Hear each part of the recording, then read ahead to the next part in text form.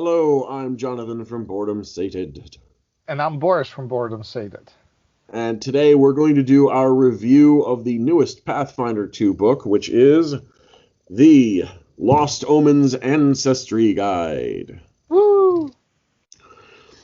We've got some positives and some negatives to say about the Lost Omens Ancestry Guide. We're going to start by just going over a little bit of an overview of what's in here.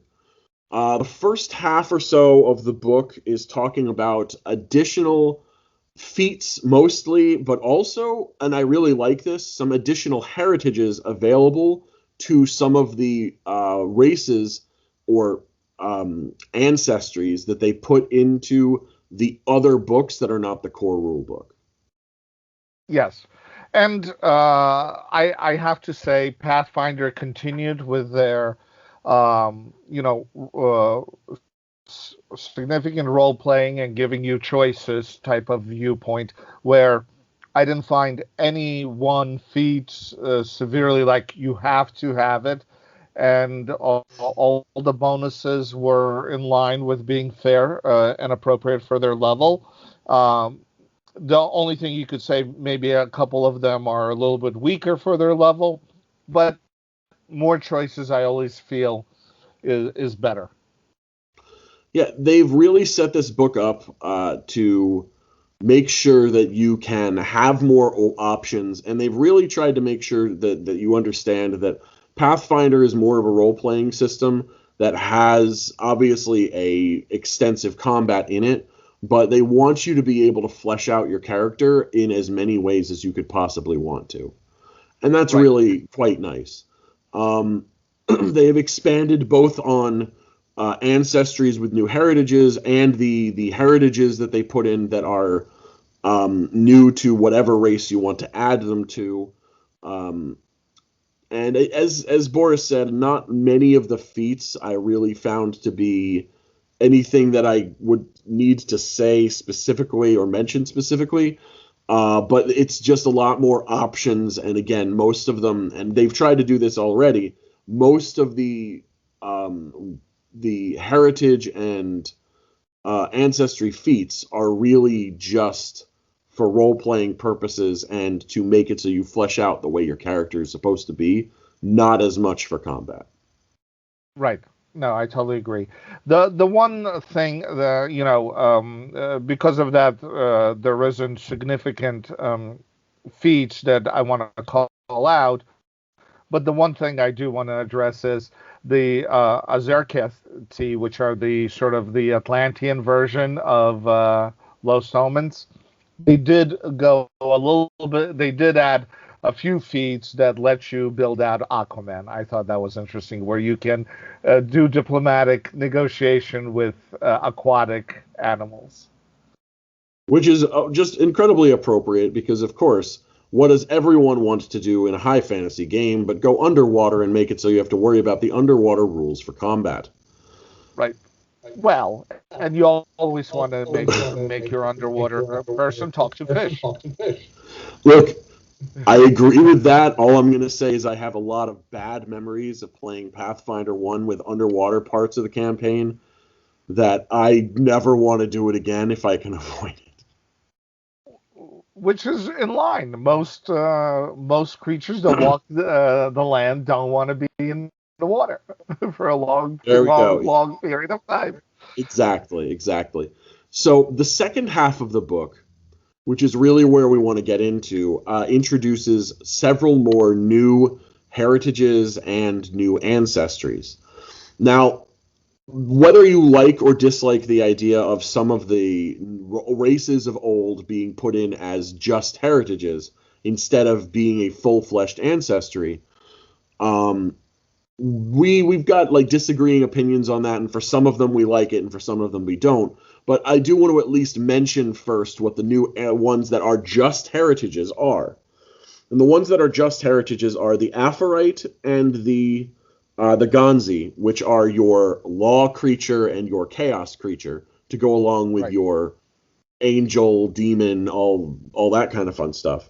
The Beast Kin, which again, this is another one that I like the idea of it just being a heritage, so it adds to It makes it so that you're half human, half beast. You know, you're still humanish or Right. dwarfish or whatever race-ish, but not. But you also have these other features, and it's a great, again, role-playing aspect.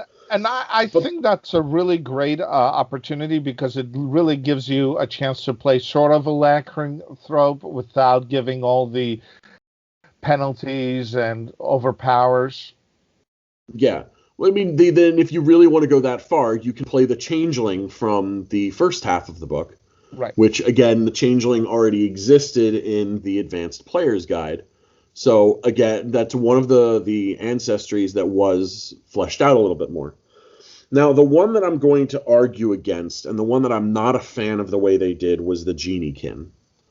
Genie Kin is all of the races that are, you know, from the elemental planes. The Afridi, the Undine. There are 5 of them, and they all put them under the one uncommon heritage, Genie Kin. I don't mind that idea that they put them all under Genie Kin. I don't like the fact that Genie Kin is not its own ancestry, it's just a heritage. I agree with that because Genie Kin in my opinion, are a separate ancestry. If an angel or a devil, gives you an ancestry, why wouldn't Genie Kin give you an ancestry?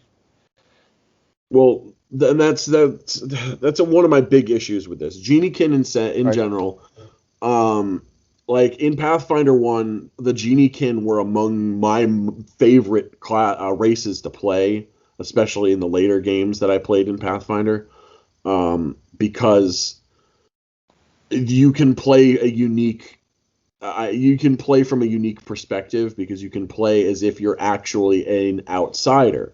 Whereas as soon as you Right. make it a heritage instead of a race, instead of an ancestry, you're no longer an outsider. You just have some fire element blood or earth element blood or just elemental blood in you.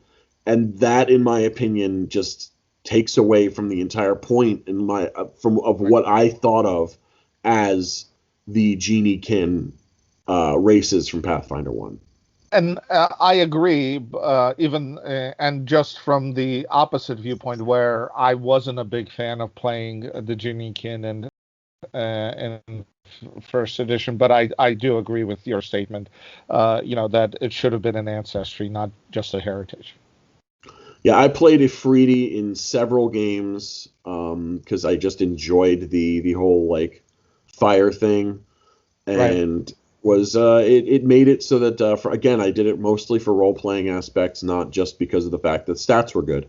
The stats were good, but that's again, if you're like in this edition, you don't really need to play a race for stats to be good. You just Exactly. have to choose a couple that you can't play for a specific class, not Right. a specific one you need to play one. Right. So those are the new heritages. Again, that was my biggest disappointment, the Genie Kin. Now Right. let's talk about the new ancestries. The first new ancestry is by far the strangest one, which is the android. Totally agree. I really don't understand why they included it, but they included it. Oh, come on, you know exactly why they included it.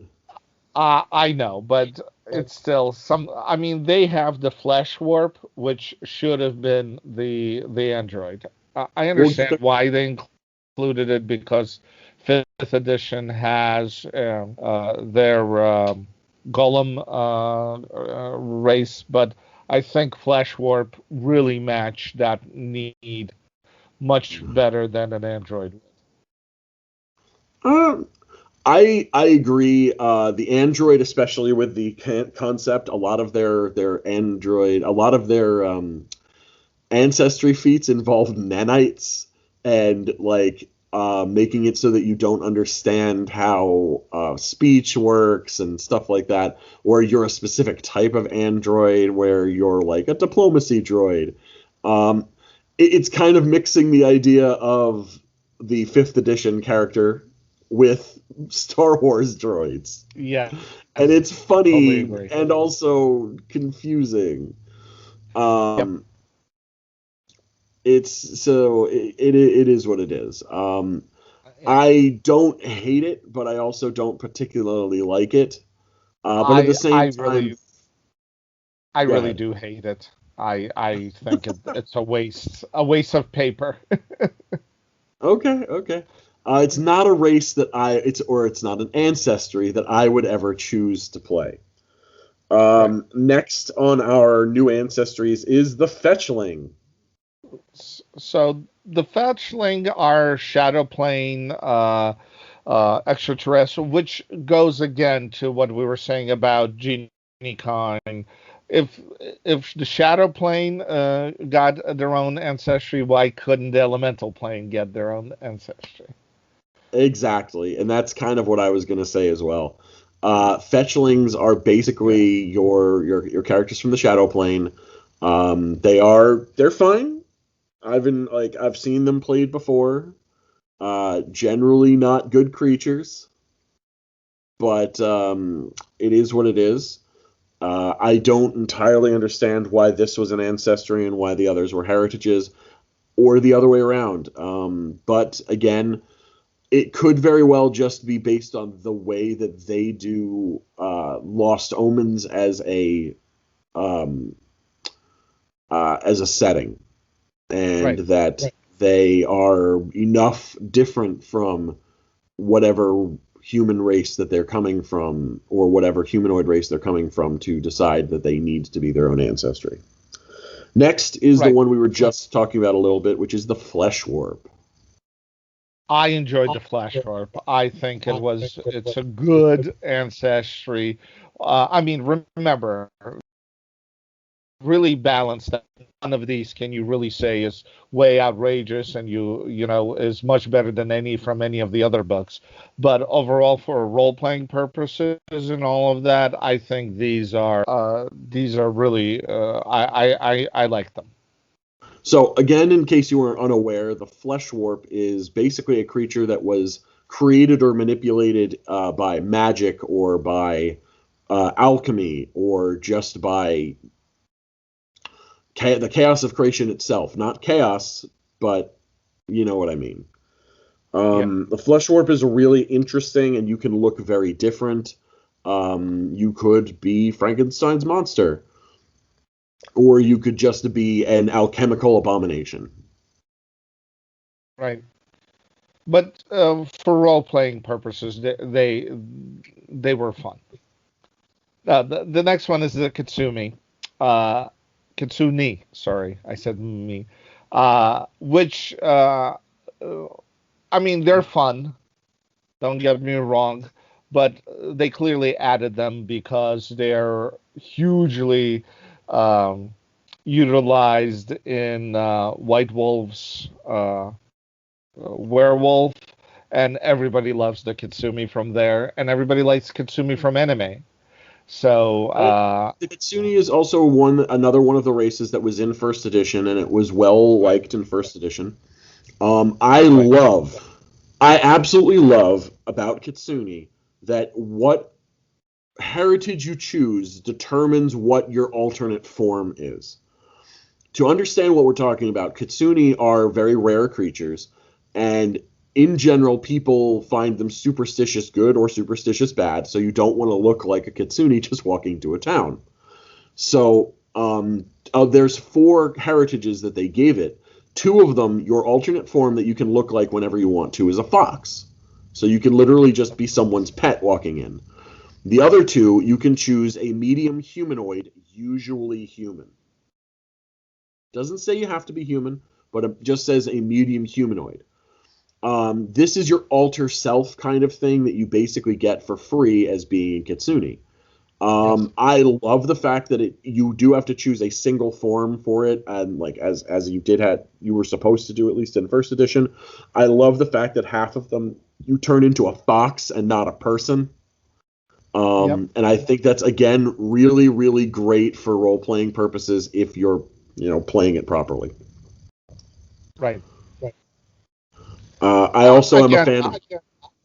yeah, I'm Sorry. not a huge fan. No, I'm not a huge fan of them, but they're not bad. They're for role playing. I have to say, everything in this book, when it comes to role playing, value add is a high value. I do love they have the ability to shoot fire or electricity as kind of like their thing. They've got some really fun feats, but again, nothing that's overpowered or really. It's just different to be able to play a Kitsune in general. Next one we get to is the Sprite. The Sprite is the first character they've added that is tiny, and the rules for playing tiny characters are also listed on page 66.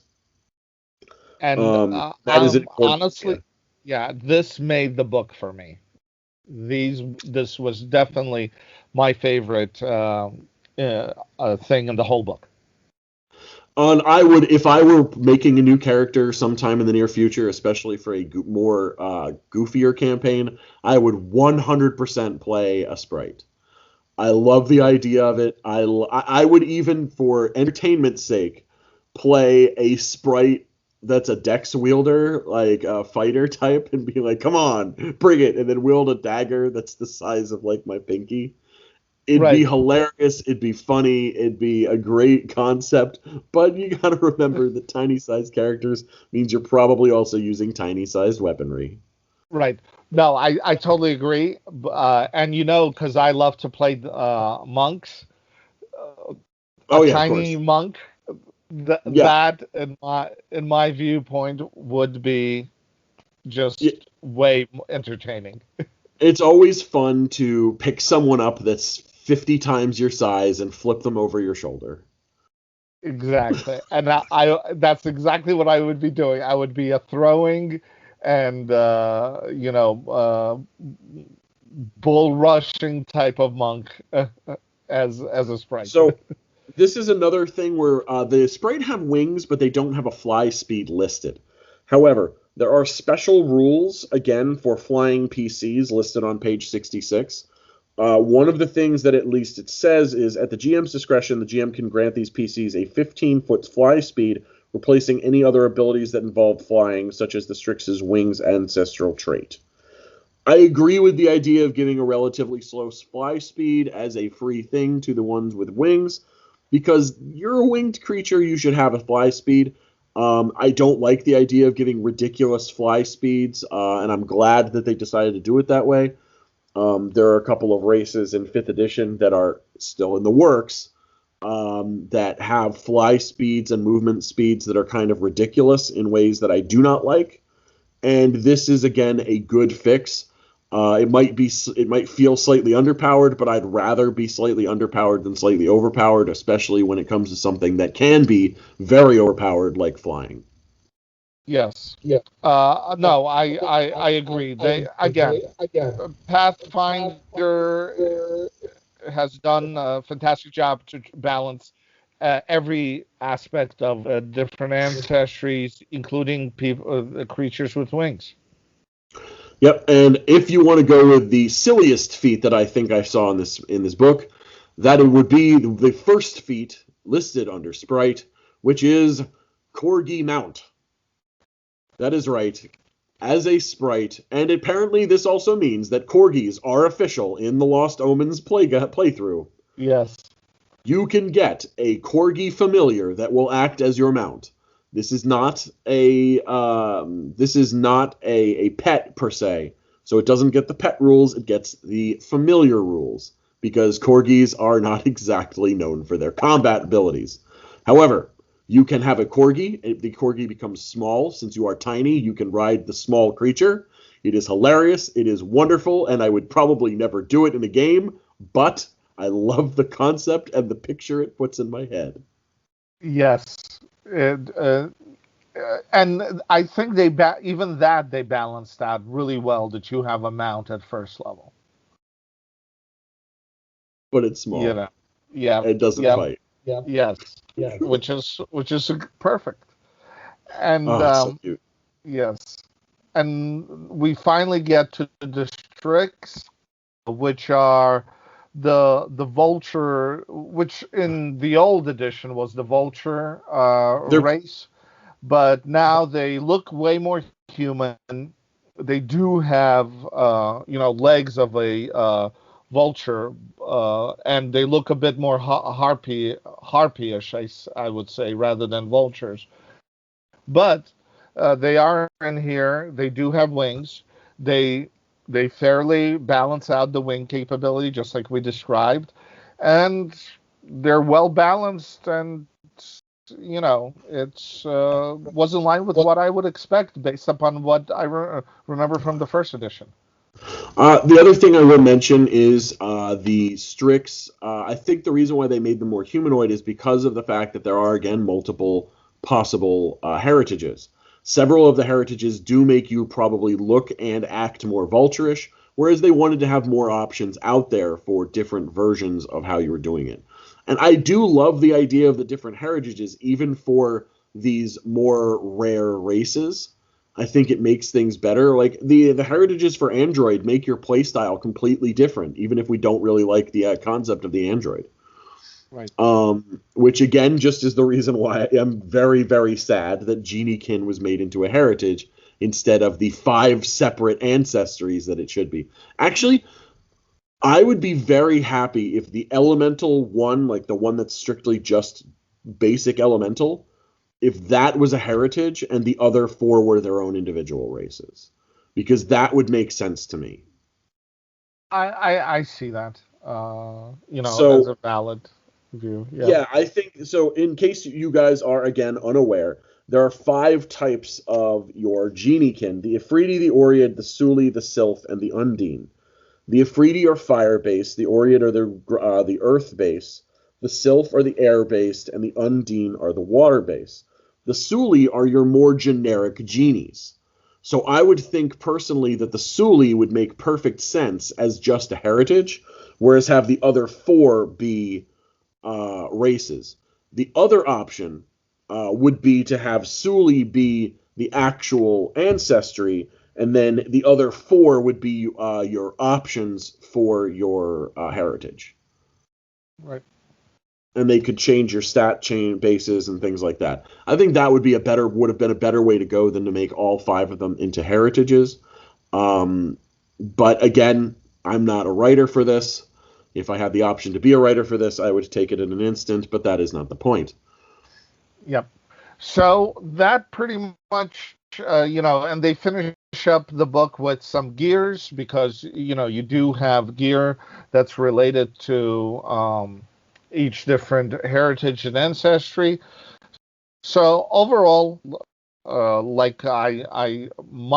thing is the book is worth it because the value add to role playing is significant, and that's what I view Ancestries and Heritage. It's the value to role playing, not to combat. It's your class that gives you the combat view. So I would definitely get this book. There's nothing that's significantly negative about it.